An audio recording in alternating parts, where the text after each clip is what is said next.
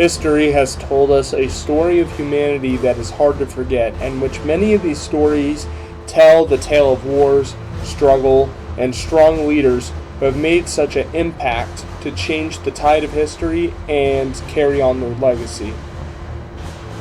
Today, we will tell the story of Baldwin IV, one of the most iconic individuals of the Crusades. Baldwin was born in current-day Israel, the Holy Land, in the middle of 1161. He was the son of very strong parents known as King Almeric and a noble woman by the name of Agnes.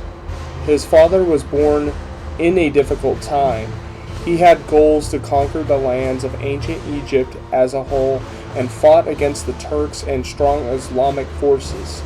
He also started alliances with the Byzantine Empire, which were primary Orthodox, in which Almeric was Catholic. Before the Crusades, there was a great schism in which the Orthodox Church split from the Catholics, in which the Crusades was a fight the Christians united in. The mother of Baldwin eventually remarried, which meant Baldwin grew up eventually motherless. During Baldwin's early life, his strength was shown as a child. Before 10 years old, he lived with a cleric as well as learned from William of Tyre. When pestered by other children as being hurt by others, he did not exhibit pain. This was reported on multiple occasions. This was early beginnings and a precursor of showing the concern of his health decline, which was a struggle his whole life. Pain was not sensed in one of his arms, in which over time he was suspected to struggle with leprosy. Another name for Baldwin historians have described him as is the Leper King. Even throughout his early struggle, he learned from a young age how to ride a horse by only using his legs and one arm to guide the horse. King Almeric, Baldwin's father, died around the time that he was the age of 12. The throne was empty, and young Baldwin was the one to take on the crown of Jerusalem next.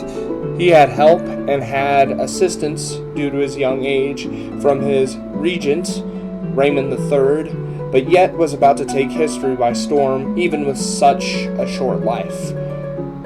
The European Crusaders had taken Jerusalem within the near 100 years before Baldwin's birth, and another king was about to shine, even experiencing death and sickness while being a child.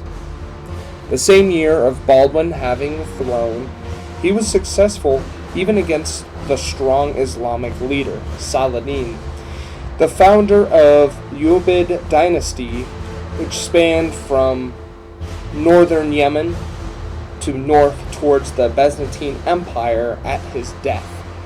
Under the age of 15, young Baldwin was able to cross the Sea of Galilee to lure Saladin away from Aleppo by attacking Damascus and leading an offensive in 1175. Baldwin fought in the front lines, but this was very impactful on his being due to his disease. In 1176, Baldwin led attacks on Egypt against Saladin and succeeded with attacks on current-day Lebanon. It had caused Saladin to abandon a campaign and defeated some of the remaining garrisons that remained in Damascus with the Crusaders from Tripoli and Jerusalem. During these battles, Baldwin needed support not just from ground forces, but needed boats during his campaign.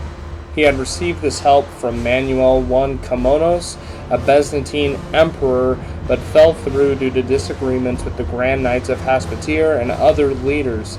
He also had received financial help from King Henry II of England to assist, but then Baldwin's health continued to decline.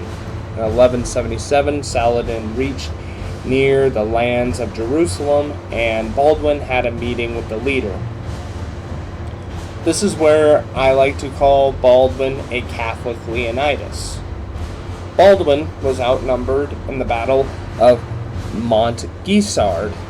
It is said that Saladin brought with him 25,000 men to fight Baldwin's 3,000 brave Christian knights.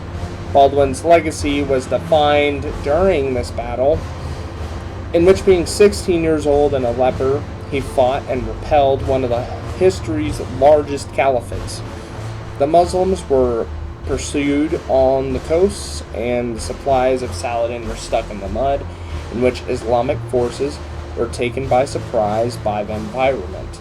It was said that Baldwin prayed during the battle, and his forces carried a holy relic, a part of the true cross in which Christ was crucified. He was helped off the horse he rode, dropped respectfully in front of the Lord, and asked for victory. He was at the point of collapse from his health, and throughout the battle, Baldwin was covered in bandages and assisted with his wounds in the thick of combat. Saladin's forces were exhausted, and the Crusaders inflicted heavy casualties upon them. One of those who had been killed by the Crusaders was the son of Saladin's nephew named Ahmed. Most of Saladin's men had been killed in the aftermath, in which he fled to Cairo, Egypt, and it caused confusion within the caliphate. This battle was highly depicted in the modern film Kingdom of Heaven.